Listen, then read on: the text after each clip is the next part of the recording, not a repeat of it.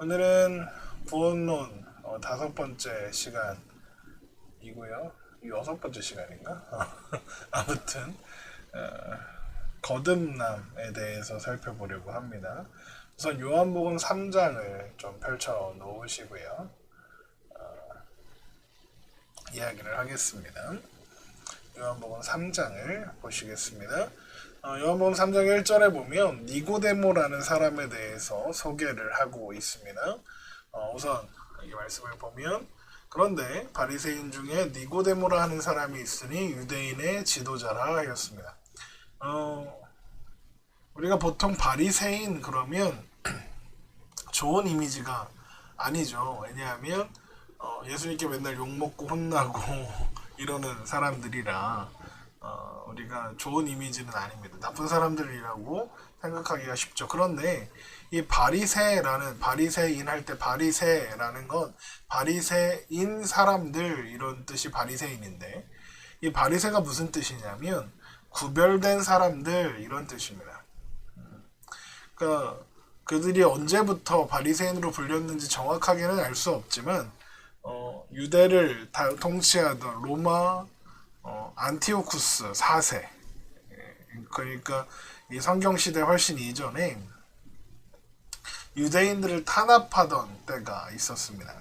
그때 이제 우리나라도 보면 일제가 우리나라를 민족 말살 정책이라고 해서 우리나라의 어떤 사상이나 또 어떤 언어나 종교까지 다 이렇게 없애려고 했잖아요. 그것처럼 이 안티오쿠스 4세라는 왕은 유대인들의 가지고 있는 선민 사상이나 또 민족성을 와해시키기 위해서 여러 가지 시도들을 하는데 그 중에 하나가 율법을 무너뜨리는 일이었습니다.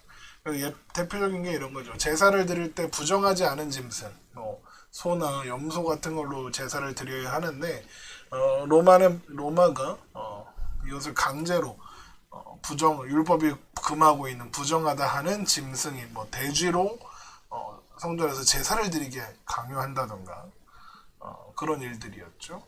이게 화는 나고 또 그렇게 하면 안 된다는 걸 알았어도 이걸 안 지키면 죽음을 면치 못하는 상황이니 아마도 그것에 순응하고 그것을 따르는 사람들이 있었던 그런 상황들이었죠. 타협할 수밖에 없었겠죠. 살아야 하니까요.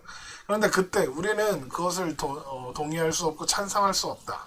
그러면 안 된다라고 주장하면서 우리는 구별되겠다라고 나온 사람들이 바리새인들이고 바리새파입니다. 그러니까 죽으면 죽었지 하나님의 법을 어길 수는 없다라는 것을 주장하는 사람들이었죠. 그러다 보니까 그 시대를 지나서 이제 로마가 유화 정책을 쓰는 시대인 이제 예수님 당시 때에 이르러서는 바리새인들은 존경받는 종교 지도자들이 되었습니다. 왜냐하면 하나님의 말씀을 다들 타협할 때 자기 생명을 지키기 위해서 타협할 때 바리새인들은 타협하지 않고 하나님의 말씀을 지키겠다고 했던 사람들이었으니까요. 게다가 그들은 정치를 하는 사람들도 아니었습니다. 물론 정치적 영향력이 있기는 했지만 정치에 참여하기보다 율법을 연구하고 율법대로 살려고 노력하는 사람들이었죠. 그런데 니고데모가 바로 바리새인이었다 이야기합니다. 그러니까 이 바리새인들 그 자체가 이렇게 예수님께 맨날 욕은 먹긴 하지만 이상한 사람들인 것은 아니라는 거죠. 그런데 왜 예수님은 바리새인들을 그렇게 욕하고 혼내셨을까? 왜냐하면 그들의 율법을 연구하면서도 말씀이 가리키고 있는 메시아이신 예수님께서 이 땅에 왔는데도 불구하고 예수님을 알아보지 못한 것이 첫 번째 잘못이고 또 두 번째는 율법을 행함으로써 구원받을 수 있는 사람은 아무도 없음에도 불구하고 율법을 행함으로써 구원받겠다고 그들이 주장했기 때문이었습니다. 어쨌든 니고데모는 말씀을 잘하는 사람이었고 말씀대로 철저히 살려고 했던 사람이었습니다. 그런데 여기 보면 유대인의 지도자라 라고까지 했습니다. 이 유대인의 지도자라는 이것은 당시 그 이스라엘에 있었던 자치기구가 있었는데 그게 사내들인 공의회라는 거였어요. 사내들인 공의회는 우리나라로 말하면 국회 같은 건데 유대인들의 입법, 행정, 종교 이런 것들을 총괄하는 어떤 그런 권력기관, 그런 행정기관 같은 곳이었죠. 거기에서 이제 서기관들, 바리새인들, 제사장들이 대표로 이루어져서 의회를 이루고 있었고, 그곳에서 여러 가지를 판단을 하고 또 어떤 일을 결정하고 했던 그런 공회였습니다. 그러니까 니고데모는 바리새인 중에서도 유대인의 지도자로 뽑힐 만큼 대단한 사람이었다라는 것을 우리가 추측할 수 있는 거죠. 그런데 이 니고데모가 보니까 예수님의 행적을 살펴보고 예수님이 하시는 말씀들을 듣다 보니 이 사람은 하나님이 보내신 사람이구나 라는 것을 알게 되었던 거예요. 여기 보면 2절에 그가 밤에 와서 예수께 이르되 라삐야 우리가 당신은 하나님께로부터 오신 선생인 줄 아나이다 라고 고백하죠. 그러면서 이렇게 표현합니다. 하나님이 함께 하시지 않으면 당신이 행하시는 이 표적을 아무도 행할 수 없음이니이다. 그러니까 지금 니고데모는 하나님이 보내신 사람, 예수님께서 하나님께서 보내신 분이라는 걸 압니다. 그런데 그렇게 알게 된 이유가 뭐라고 하죠? 표적 때문이다 라고 이야기하죠. 여기 보면, 교재를 보면 유대인의 지도로서 세상적인 권세를 가지고 있었던 니고데모였고 율법과 성전 중심의 종교적 열심을 지닌 바리새인이었고 그런데 여전히 사람들을 의식하고 두려워하는 사람이었습니다. 그 증거가 뭐냐? 밤에 예수님을 찾아왔다는 것에 그 증거가 있죠. 밤에 사람들이 보지 않을 때. 왜? 바리새인들은 기본적으로 예수님을 적대하고 있었기 때문에 예수님을 찾아가는 것이 두려웠겠죠. 그런데 분명한 것은 예수님께서 이제 니고데모에게 하시는 말씀을 들어보면 하나님 나라에 갈 수 없다라고 이야기하죠. 그러니까 바로 니고데모가 아무리 대단한 세상적 지위가 있고 또 율법적 열심이 있다 해도 그는 구원받지 못한 상태였다는 거죠. 그런데 니고데모는 또한 표적을 보고 예수님을 찾아오기는 했던 거죠. 그러나 표적을 보고 쫓는 것이 구원은 아니라는 겁니다. 그러니까 이 시대에도 기적을 보고 내가 믿는다라고 생각하는 사람들이 얼마나 많습니까? 그런데 우리가 지난번 믿음에 대해서 살펴볼 때도 확인했던 것처럼 표적을 쫓는 것은 구원이 아닙니다. 그래서 요한복음 2장에 보면 많은 사람들이 예수님이 표적을 행하는 것을 보시고 그 이름을 믿었지만 예수님은 그들에게 의탁하지 않으십니다. 왜냐하면 그들의 정체를 아셨기 때문이죠. 그들의 마음과 그들의 중심을 아셨던 거죠. 그래서 그들에게 의탁하지 않으셨다라는 말씀이 있는 겁니다. 그러면서 예수님께서 그런 니고데모가 이제 밤늦게 찾아와서 이야기합니다. 니고데모는 이제 아직 밤의 사람이었던 거죠. 그가 와서 예수님께 묻습니다. 3장 2절 그가 밤에 예수께 와서 이르되 라삐야 우리가 당신은 하나님께로부터 오신 선생인 줄 아나이다. 하나님이 함께 하시지 아니하면 당신이 행하시는 이 표적을 아무도 할 수 없습니다. 라고 하죠. 그런데 예수님은 어쨌든 밤에 찾아왔던 어쨌든 용기를 내서 예수님을 찾아온 사람인데 하나님께서 보내신 자로 인정하고 그의 표적 또한 인정하는 니고데모에게 예수님께서는 이런 말씀을 하십니다. 예수께서 대답하여 이르시되 3장 3절입니다. 예수께서 대답하여 이르시되 진실로 진실로 내게 이르노니 사람이 거듭나지 아니하면 하나님 나라를 볼 수 없느니라 그러시죠. 그러니까 갈 수 없다 정도가 아니라 볼 수도 없다. 그랬더니 니고데모가 뭐라고 하냐면 아니 사람이 어떻게 한 번 났다가 다시 뱃속으로 들어가서 다시 태어납니까? 그러니까 거듭난다는 말이 무슨 말인지 이해하지 못하고 있는 거죠. 그러니까 예수님께서 하시는 말씀이 이겁니다. 3장 5절에 예수께서 대답하시되 진실로 진실로 내게 이르노니 사람이 물과 성령으로 나지 아니하면 하나님 나라에 들어갈 수 없느니라 하시죠.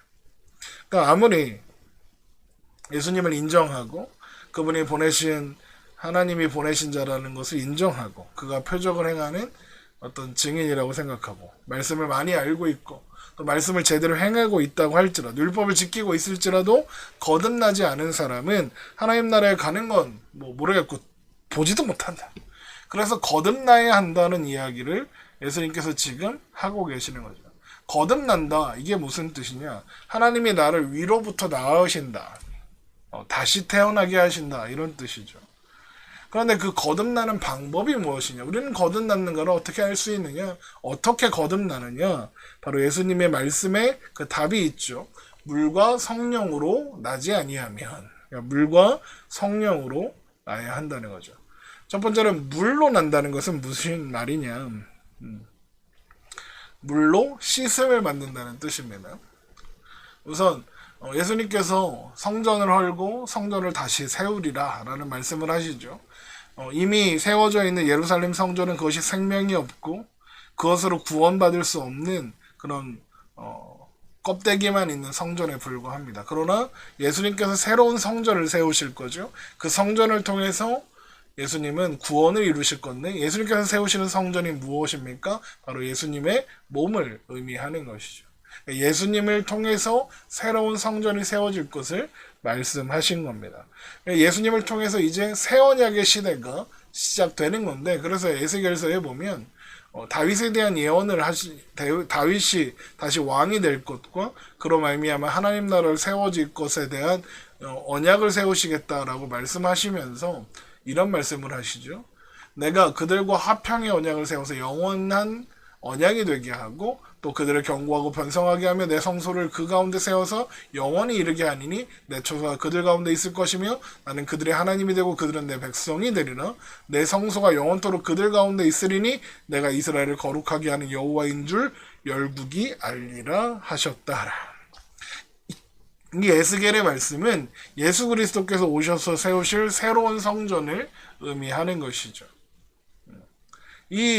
그러면 이제 더러워진 이 성전을 어떻게 새 언약을 통해서 어떻게 새롭게 하시는가? 에스겔서 36장 25절은 맑은 물을 너에게 뿌려서 너희를 정결하게 하고 너희를 모든 더러운 곳에서와 모든 우상 숭배에서 너희를 정결하게 하시겠다는 말씀이 있습니다. 그러니까 물로 정결하게 하겠다라는 거죠. 그러니까 물이 뭐냐? 물로 정결케 하신다라는 것은 무엇일까?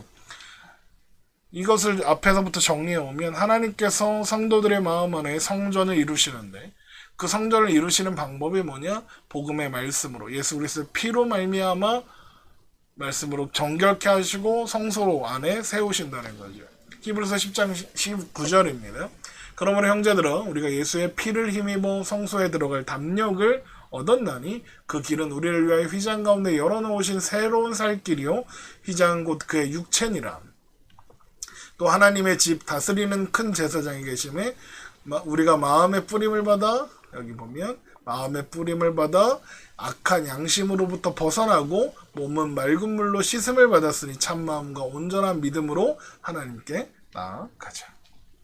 그러니까 지금 맑은 물로 씻는 그 맑은 물이 무엇입니까? 그리스도의 피로 말미암는 복음의 말씀인 거죠. 그래서 베드로 거듭남은 십자가의 복음 가운데 세워졌을 때 십자가의 복음을 들을 때에 일어나는 역사인 겁니다. 그래서 베드로전서 1장 23절에 너희가 거듭난 것은 썩어질 씨로 된 것이 아니요 썩지 아니할 씨로 된 것이니 살아있고 항상 있는 하나님의 말씀으로 되었느니라 하였습니다. 자, 여기 보면 썩을 씨와 썩지 않을 씨가 있습니다. 썩을 씨는 뭐냐? 24절이 썩을 씨죠. 그러므로 모든 육체는 풀과 같고 그 모든 영광은 풀의 꽃과 같으니 풀은 마르고 꽃은 떨어지죠. 육신으로 행한 것, 외적인 증거가 썩어질 씨라는 겁니다. 외적인 증거가 뭡니까? 내가 교회를 다닌다. 내가 목사다, 전도사다, 권사다, 집사다.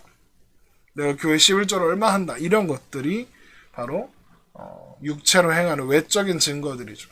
그러나 이것으로 거듭나는 것이 아니라는 겁니다. 거듭나려면 어떻게 해야 됩니까? 썩어지지 아니할 씨가 필요한데 그 썩어지지 아니할 씨가 뭡니까? 살아있고 항상 있는 하나님의 말씀이죠. 거듭나려면 하나님의 말씀이 있어야 합니다. 그래서 25절에 오직 주의 말씀은 세세토록 있도다 하셨으니 너희에게 전한 말씀 복음이 곧 이 말씀이라 하였습니다.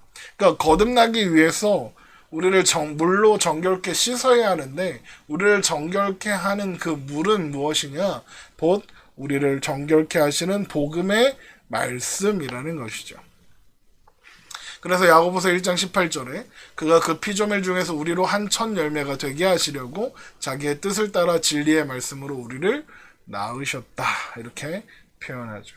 그러니까 우리가 하나님으로부터 나오는데 예수 그리스도를 통하여 진리의 말씀 안에서 우리가 새롭게 태어나는 거죠. 진리의 말씀으로 우리를 낳으셨다. 그게 거듭나는 겁니다. 자, 말씀으로 거듭나야 한다. 이것이 첫 번째 키워드인데, 그러면 그것을 끝내는 것이냐? 거기에 성령님이 반드시 필요합니다. 말씀에는 예수님께서, 성령님께서 함께 하셔야 하지만 믿음이 생기기 때문에 그렇죠. 성령의 조명을 받아야 합니다. 성령님은 복음을 듣고 반응하는 신자들의 마음을 여시죠. 에스겔서 36장 26절입니다. 또 새 영을 너희 속에 두고 새 마음을 너희에게 주되. 그러니까 하나님이 새 영을 주셔서 새 마음을 주시겠다고 하시죠. 여기서 영, 성경에서 말하는 하나님의 영, 새 영, 이것들 다 성령을 의미하는 것이죠. 새 영을 너희 속에 두고 내 마음을 너희에게 주되 너희 육신에서 굳은 마음을 제거하고 부드러운 마음을 줄 것이며 또 내 영을 너희 속에 두어 너희로 내 율례를 행하게 하리니 너희가 내 규례를 지켜 행하리라. 하나님께서 복음을 듣고 그 마음을 복음을 듣는 자의 마음을 여셔서 그 복음에 반응하고 그 복음 앞에 나아가게 하신다는 겁니다. 또한 성령님께서 그 마음에 그것이 완전히 인쳐져서 그런 말미암아 기업의 보증이 되기까지 지키시고 보호하십니다. 에베소서 1장 13절 그 안에서 너희도 진리의 말씀 곧 너희의 구원의 복음을 듣고 그 안에서 또한 믿어 약속의 성령으로 인치심을 받았으니 이는 우리의 기업의 보증이 돼서 그 얻으신 것을 속량하시고 그의 영광을 찬송하게 하려 하심이라. 이렇게 되는 거죠. 그래서 여기 보면 성도가 받은 영원한 기업의 보증이 되어 주시고 확신을 갖게 하신다. 여기 보면 데살로니가전서 1장 5절 이는 우리 복음이 너에게 말로만 이는 것이 아니라 능력과 성령과 큰 확신으로 된 것임이라. 우리가 전하는 복음 말로만 임한 것이 아니라 거기에 능력, 복음의 능력과 성령님이 임하셔서 인쳐주심으로 말미암아 그 마음을 열어주시고 깨닫게 하시고 그 말을 청종케 하심으로 우리 가운데 확신으로 더하여 주시는 것. 그러니까 그것이 성령께서 우리에게 행하시는 일이죠. 그래서 에베소서 1장에서는 이렇게 말하는 겁니다. 그 안에서 너희도 진리의 말씀 곧 너희의 구원의 복음을 듣고 그 안에서 또한 믿어 약속의 성령으로 인치심을 받았다. 복음을 듣고 믿는데 어디서? 그 안에서, 성령 안에서, 하나님의 뜻 안에서, 구원의 성령님 안에서 그렇게 듣고 구원에 이른다는 것이죠.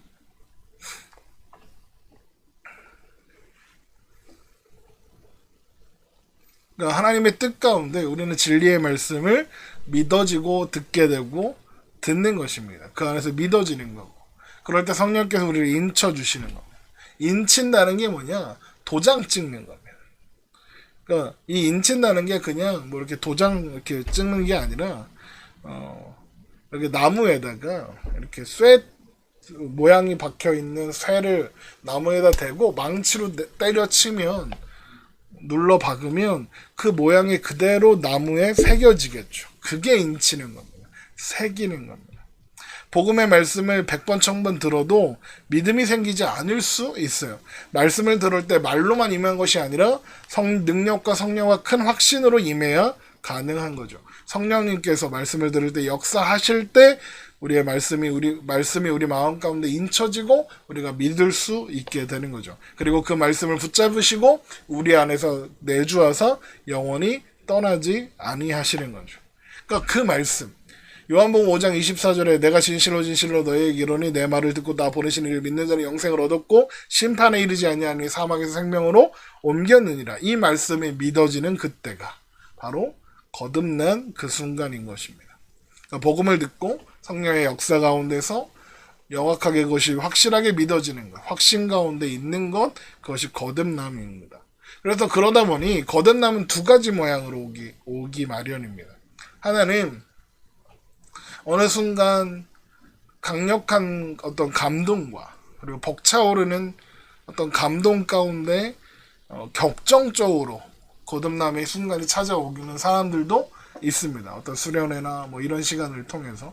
그런데 반면에 말씀을 듣다가 아 그렇구나 이렇게 자연스럽게 거듭남의 순간이 오기도 합니다. 그래서 내가 했던 체험이나 내가 했던 경험이 마치 절대적인 것처럼 이렇게 경험해야, 예를 들면 방언을 받았을 때 거듭남을 체험한 사람들은 방언을 해야 거듭남을 수 있는 겁니다 라는 식으로 이야기하거나 하는데 그렇지 않는 거죠.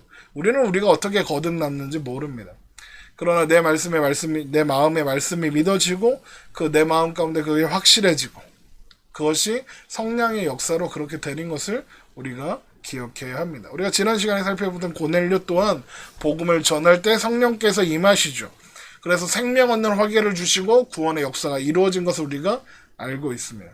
그러니까 거듭남의 체험은 말씀을 들었을 때 성령님께서 역사하사 인쳐주시고 임하셔서 이루어주시는 일인 것입니다. 자, 이것에 대한 예로 마른 뼈가 살아나는 에스겔서의 환상을 예로 들 수 있습니다. 이거 다 읽으면 좋지만 나중에 읽어보시고 설명해 드립니다. 에스겔의 환상의 내용이 뭐냐? 하나님께서 이제 골짜기 가운데 데려가셔서 이렇게 보니까 거기에 마른 뼈들이 가득하게 있는 겁니다.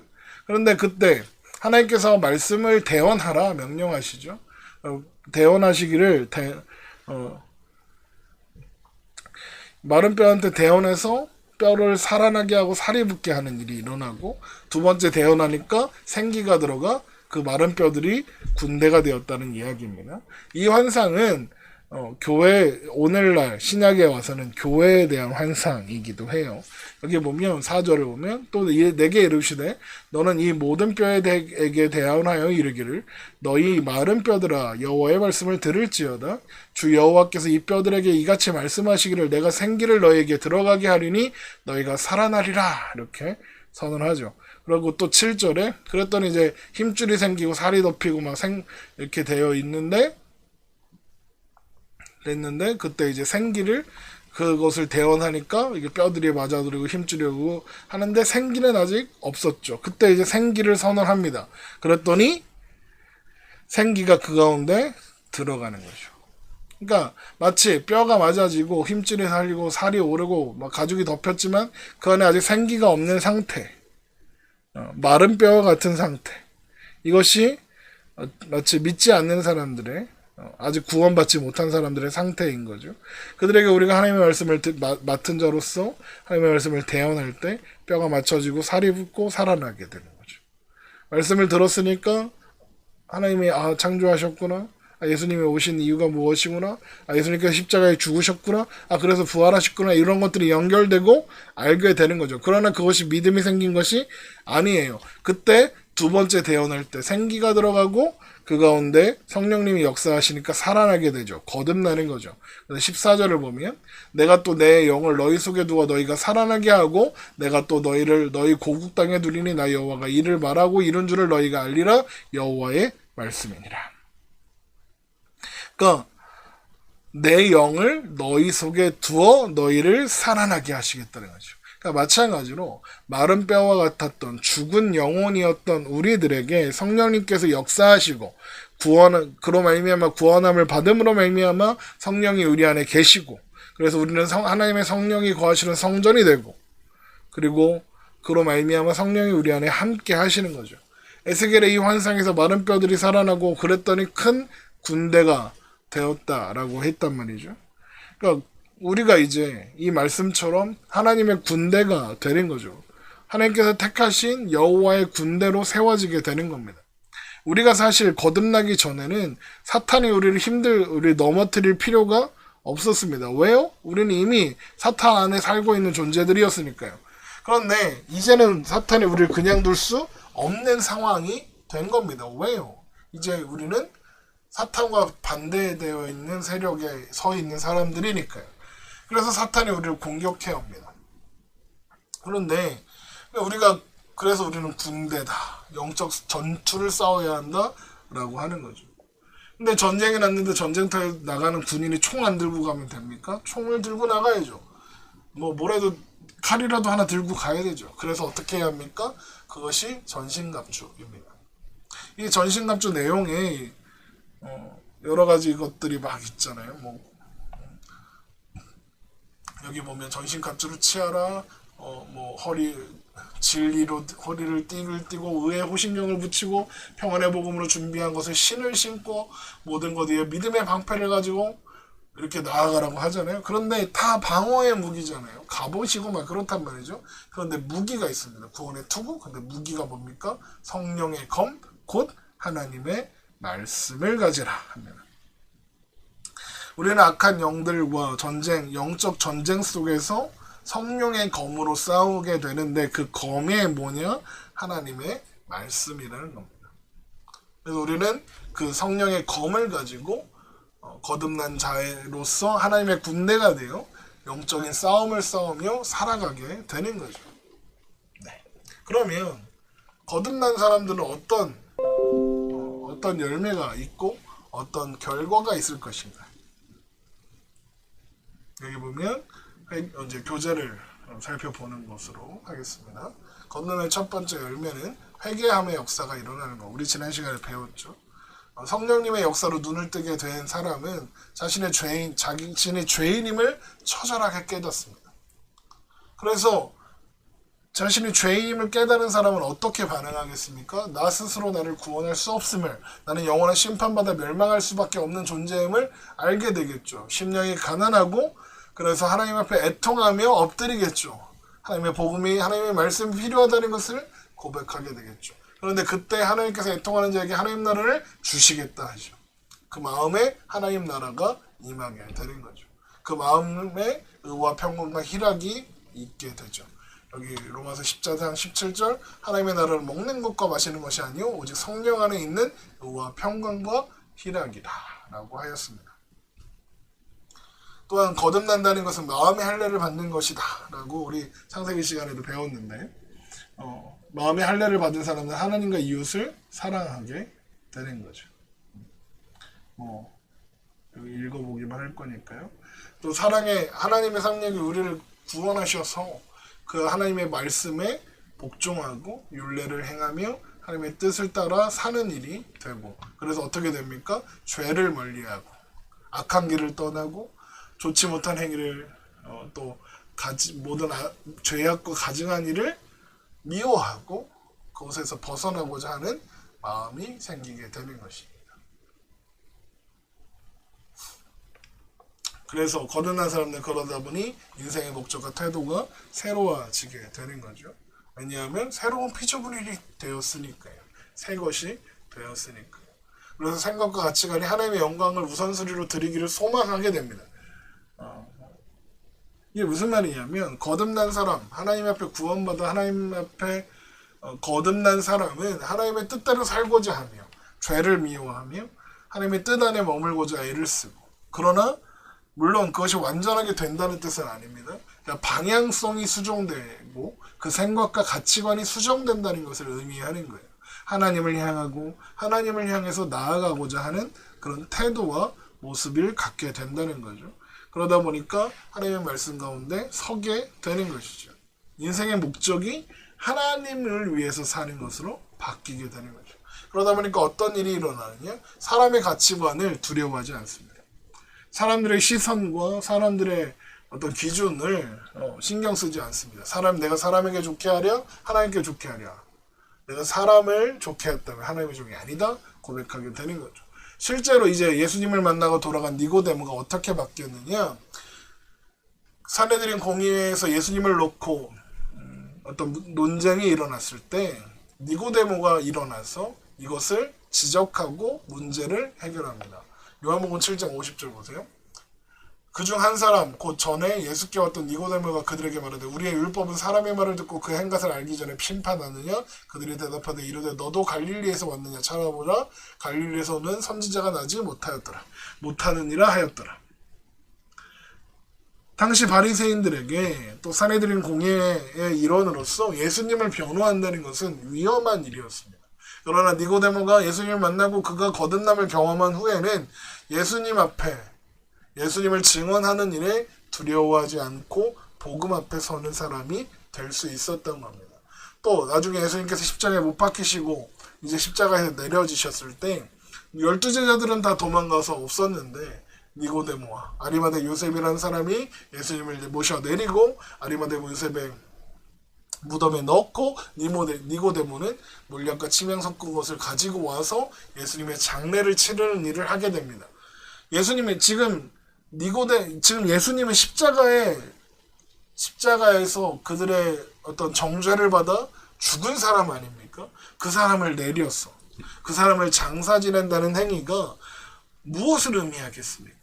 사람들로부터 핍박과 미움을 받을 수 있는 그런 상황이었던 거죠. 그럼에도 불구하고 니고데모는 두려워하지 않고 하나님 앞에 섰고 하나님의 말씀 앞에 서게 되었던 것을 우리가 볼 수 있는 것입니다. 오늘은 거듭남에 대해서 살펴봤는데 오늘은 좀 짧았죠. 거듭남에 대한 것이 좀 짧은 것이 우리가 앞에서 이미 여러 가지 정리해온 내용들을 정리하는 과라서 좀 짧습니다. 그래서 정리하면 이렇습니다. 우리는 물과 성령으로 거듭나야 하는데 우리를 깨끗게 하고 정결케 하는 것은 복음의 말씀, 곧 예수 그리스도의 십자가의 보혈과 그리고 죽으시고 다시 살아나신 그 복음이라는 것. 그리고 성령께서 우리가 복음의 말씀을 들을 때 성령께서 우리 안에 역사하셔서 그 말씀을 듣고 그 말씀을 믿어줘 하나님 앞에 나아가게 하시고 그 말씀이 우리 삶에 인쳐지게 하셔서 이제 우리는 하나님의 영원한 백성으로 세워주신다는 거예요. 이 두 가지를 기억하시면 되고요. 그리고 거듭난 자로서 우리는 하나님 나라를 살아갈 수 있는 존재가 되었으며 여전히 하나님 앞에 살아가고자 하는 삶으로 그런 태도로 그 삶의 전환이 일어난다는 것 그것을 확인하고 기억하면 되겠습니다.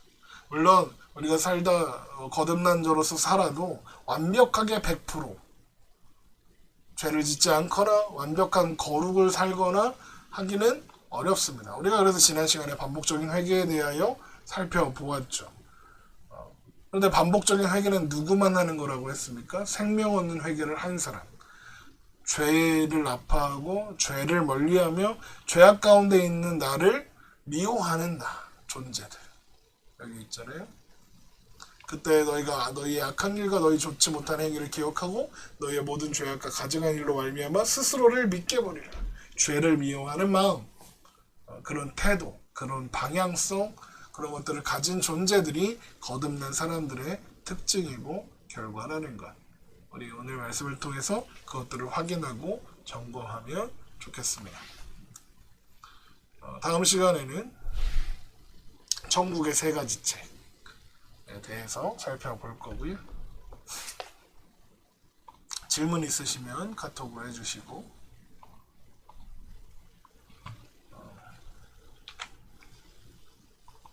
오늘도 수고 많으셨습니다.